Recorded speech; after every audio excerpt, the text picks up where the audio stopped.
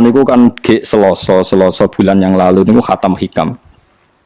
Terus kula mulang hikam teng mriki Selasa pagi niku pun sekitar 2 tahun. Pokoke walhasil diparingi Allah niku khatam. Terus kula kepengin napa?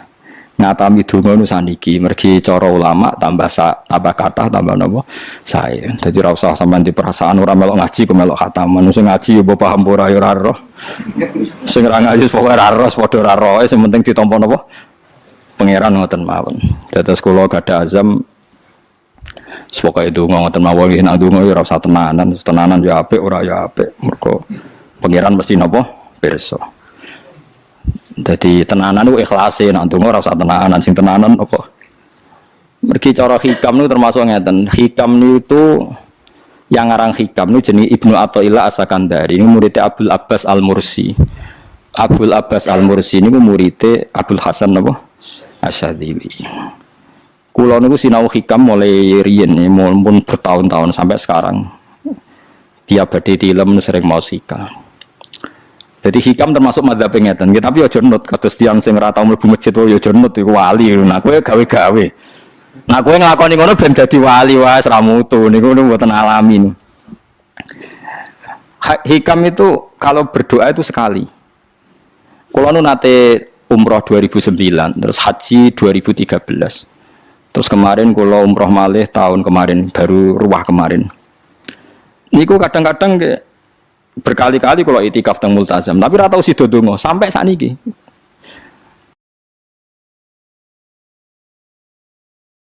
Mergo donga mbok pisan tok, anggere donga neh. Lho pangeran ije eling kok tak elingno.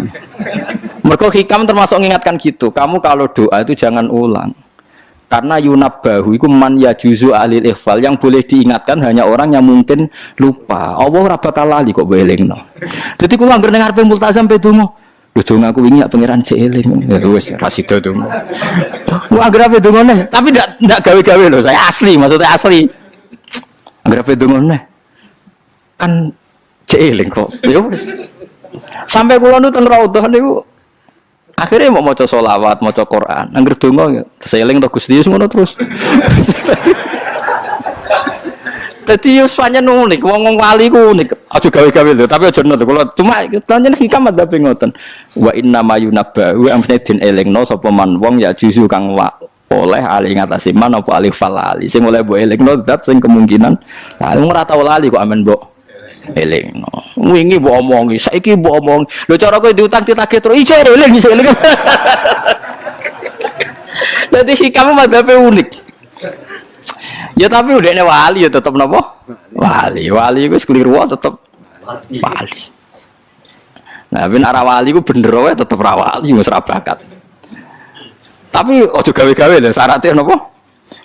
Syaratnya aja napa? Gawe-gawe. Iki kula iki sering diprotes wene. Gus ora tau ora jenengan donga. Jare sapa ora donga? Wingi sedonga. Kok ora donga nah? Jeling. Kadang kula yang ngerasa dosa tapi piye kadang tengah ati ngoten ya akhire ya ora roh. Pokoke aku anggere pengen donga ya donga, ben ora ya ora. Pas donga ya anut wali, pas ora ya anut wali. Kadang bener. Dadi pas donga ya bener, pas ora ya bener. Tapi itu memang sebagian mazhab beliau. Jadi ini nanti saya bacakan hikam dua kata mutiara terus donga, supaya donga sampean donga, supaya donga. Piye-piye kita gak ada sanad madhab yang diakui termasuk Thariqah Mu'tabarah selain Naqsyabandiyah, Qadiriyah apa Sadiliyah. Lah Sadiliyah itu nggih hikam niku mergo hikam sing aran Abdul Abbas Al-Mursi murid Abil Hasan apa Asyadzili. Sehingga orang tahu madhab Sadiliyah ya lewat kitab napa hikam. Makanya kitab-kitab apa saja generasi setelah beliau itu enggak bisa lepas dari kitab napa hikam. Sampai darani hikam atau iya. Madhabe napa atau iya. Mergo atau iya iku maknane sing arangu napa Ibnu Athaillah disebut hikam atau iya. Itu beliau sebetulnya ya ada orang alim yang butuh mikir jelimet nggih mboten. Ya wong waras wonten mawon. Misalnya orang waras begini, pancen wong waras itu beda mek waras pancen. Misalnya gini, saya ngambil uangnya Mustafa tanpa pamit boleh ndak? Ndak boleh kan? Terus beliau membuat makalah gini, kalau aja hafal. Mana aka antat da'iyya mimma lil makhlukin.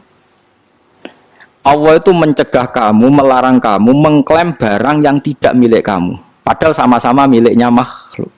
Misalnya Mustafa punya mobil, aku milik saya boleh enggak? Boleh enggak sama siapa saya? Enggak boleh kan? Mustafa punya rumah, aku milik saya boleh enggak? Enggak boleh. Kalau mengaku miliknya orang sama-sama makhluk saja tidak boleh, apalagi kamu ngaku-ngaku hal yang milik Allah. Misalnya sifat menentukan nasib itu milik siapa? Allah. Menentukan su'ul khotimah atau husnul khotimah itu milik siapa? Kamu tidak boleh. Misalnya gedeng orang, wong ngono iku mesti su'ul khotimah. Lho sing menentukan itu milik Allah. Wong ngaku barange wonge ora oleh apa meneh ngaku sing hake Allah Subhanahu wa taala. Jadi sebetulnya nak ngendikan ya normal saja. Artinya ijtihad itu kan normal, tidak perlu orang pinter banget. Tapi sing roh itu wong waras ngono asli. Setelah dijelaskan kan masuk akal. Kayak tadi. Ndonga kok terus koyo sing mbok omongi wingi lali, urung lali kok sebule elingno meneh. Kan masuk akal.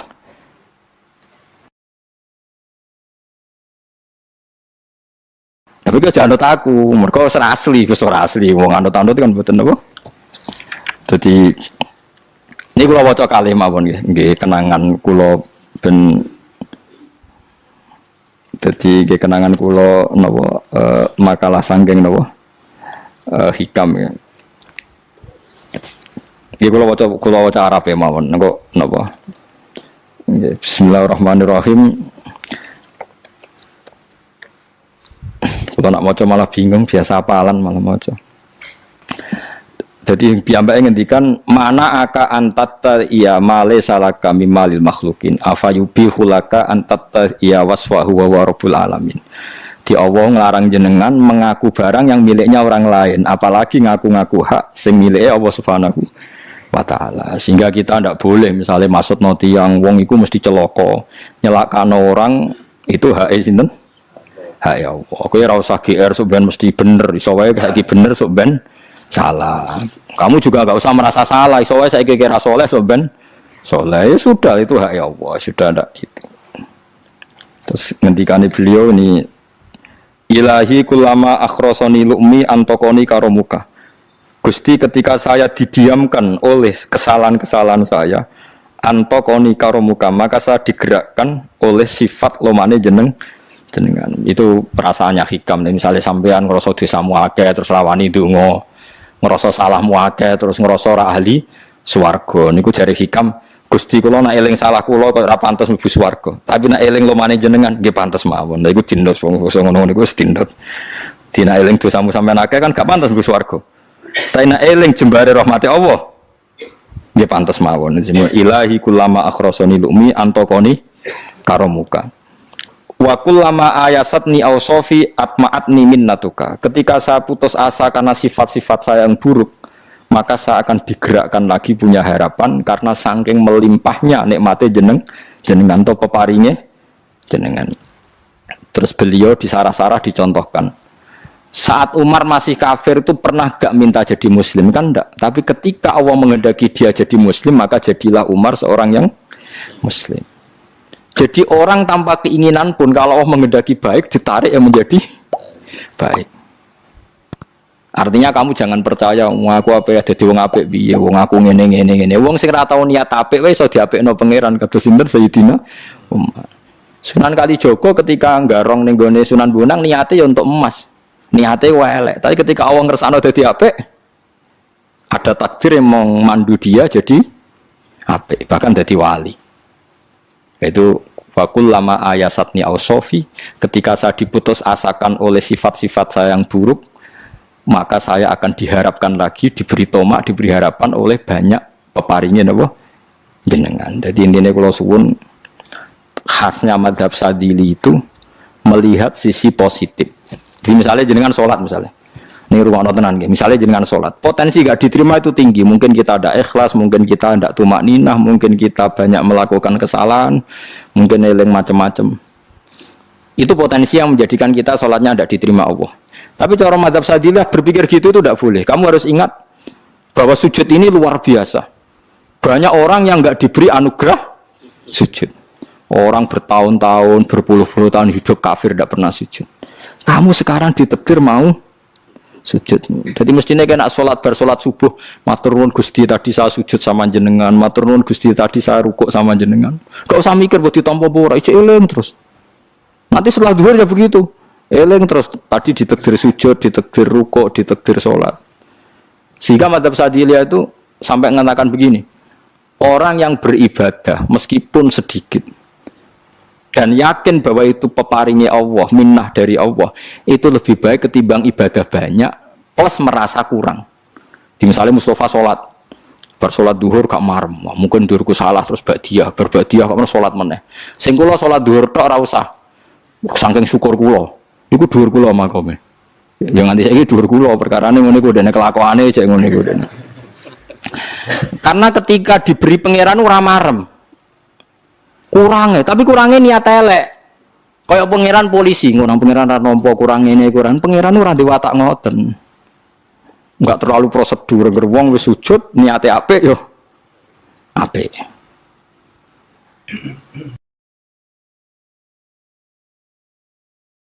Ya mulane kula nate debat mbek jenengan kula kan bolak-balik cerita. Sampai nak sujud untuk menjadi sah itu kan bathuk, tangan loro, dengkul loro, delamaan loro, sehingga harus sujud pada 7 anggota. Jadi menurut madzhab yang asoh kalau sujud itu harus 7 anggota. Tapi ada ulama yang mengatakan cukup bathuk tok ambek sikil. Angger wis ngene jenenge sujud. Alasannya ulama iki masuk akal. Saiki nak diwalik. Ana Zaid yang muslim. Bathuke ditemplekno bumi niat sujud ning berhala. Hukumnya kafir ta ora? Enggak jawab ya, kafir kan? Iku syaratnya anggota pitu apa asal bathuke nemplek? Mulane jari ulama sing kaul sani. Lah iya nggo murtad ora usah syarat kok nggo bener. Syarat. Lah iya sing digo murtad ora usah syarat kok sing sujud nggo pangeran. Syarat. Nggo syarat. Nah ngono ora usah syarat anggere ngono ya jenenge sujud. Buktine wis sah nggo dadekno murtad. Yo, jadi ulama yo macam-macam. Mana kau jangan aku ilmunya sakit. Artinya sampean raku jangan mazhabku. Maksudnya mergo kula lah ya sadar sebagian mazhab saya itu masalah bagi anda. Tapi saya ikut anda lebih masalah kan. Apa kok ora roh? Maksudnya kan gak jelas. Acuannya hukum ndak jelas. Ya karena tadi kamu sekolah di Australia, di Amerika, wong kok kancanan wong kafir. Tapi barokahnya anak-anak yang sekolah di sana, yang kerja di sana, akhirnya di Amerika ada masjid. Di Australia itu barokahnya mahasiswa, pekerja, orang kedonyan macam. Sekarang orang kedonyan di Taiwan, di Korea bikin komunitas masjid. Ya, akhirnya di bumi Allah di sana ada yang sujud. Ya itu nyata. Meskipun teori Anda juga nyata, sebagian mungkin katut widoan yang kono katut macam-macam.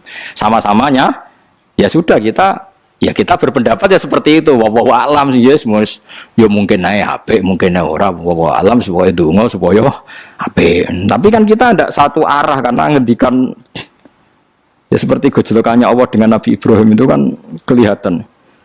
Malaikat Israel berjabut Nabi Ibrahim. Nabi Ibrahim gak terima, gak iso Israel. Aku kekasih pangeran. Mosok dipateni. Hal ra'aital khalil yumitu khalilah. Ono kekasih mateni kekasih, mesti keliru perintahmu Israel. Semuni ngono Nabi Ibrahim, kowe tetep dipateni. Cara Israel wis menarik. Akhirnya balik teng pangeran Gusti, amartani ila abdin la yuridul mauta wa yaqulu hal ra'aital khalil yumitu khalilah. Ya Allah, engkau memerintahkan saya pada hamba yang enggak ingin mati. Dia bilang, masa ada kekasih membunuh kekasihnya. Cara Israel masuk akal, bisa mikir juga Israel. Cara dia masuk akal. Jawab Allah ini. Qullahu jadi katakan pada Ibrahim, hal ra'aital khalil yakrahu ayyal khalilah. Ibrahim kandhani, ana tah kekasih tapi ra siap ketemu sing dikasih. Artinya kalau tidak berani mati berarti ra siap ketemu. Jadi bilang ke Ibrahim, apakah ada kekasih yang enggak siap ketemu kekasihnya? Dia malah Israel marah nang Ibrahim.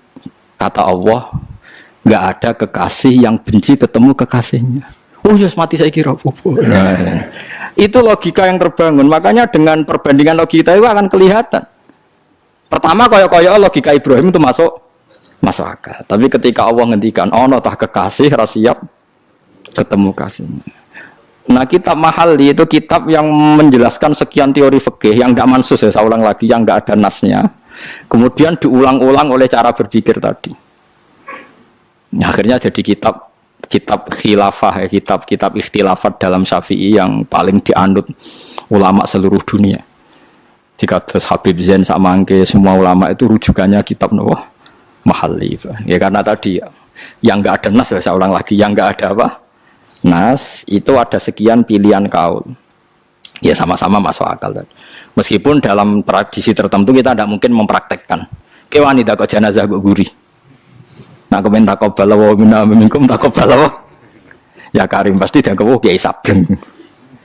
Jenazah gitu kok gurih. Tapi saya sekarang mulai curiga dengan di Arab Saudi karena tetap ada sholat gaib tapi mayatnya sudah nggak di